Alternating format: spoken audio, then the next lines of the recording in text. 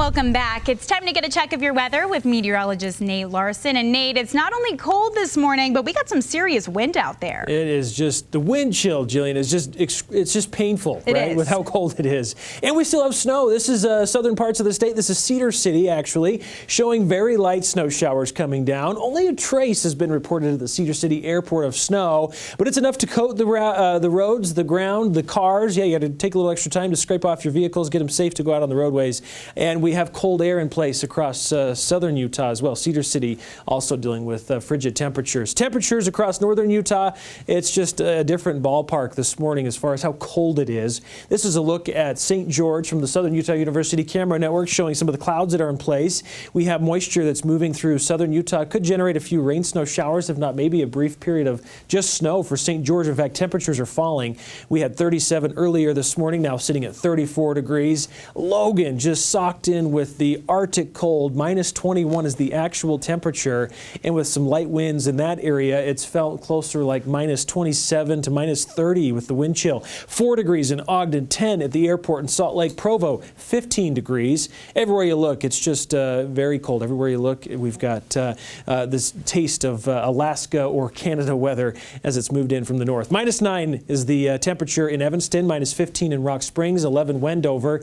Delta, we're in the teens along with Milford, 31 in Green River. Good morning, 38 in Lake Powell. Mentioned St. George having temperatures dropping thanks to the cold air that's moving in behind the front. Snow showers confined to primarily the southern tier of the state. Could see a little bit more active weather in the central area in our mountain regions, but the winter weather advisory is set to expire this morning at 8 o'clock for the central mountains. It will continue across the southwest region until 7 o'clock this evening. Mountains will continue to see some snowfall. It's been pretty quiet so far. We haven't seen quite the numbers pop up just yet, but you can see some snow showers in Iron, Washington counties. A little bit of light snow just on the eastern fringes of Utah and western Colorado. And it's pretty quiet, at least looking up in northern Utah, but we've had a little bit of terrain-enhanced moisture, it looks like, still kind of hanging on as northerly flow is in place. So as the cold air is forced up and over the mountain areas, it looked like we were seeing some showers in southern Utah County. So again, some snow over the Pine Valley, the Tusher Mountains up near Bryan Head, seeing some very light snow shower activity. Still waiting for a snow report to come out.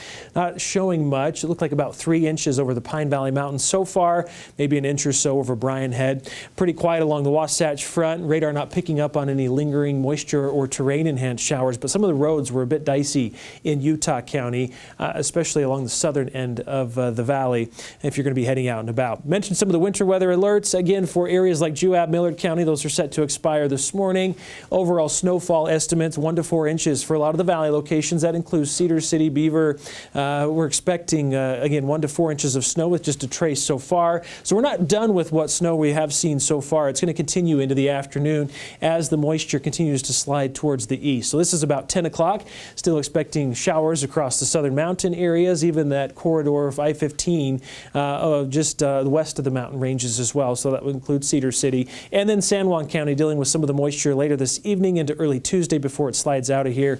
And a cold northerly flow will set up into the rest of the week, or at least the next couple of days for northern Utah, keeping temperatures well below average. We're below average in St. George as well, low 40s for today. We've got rain and snow showers, some breezy winds. 42 tomorrow, overnight lows in the mid-20s.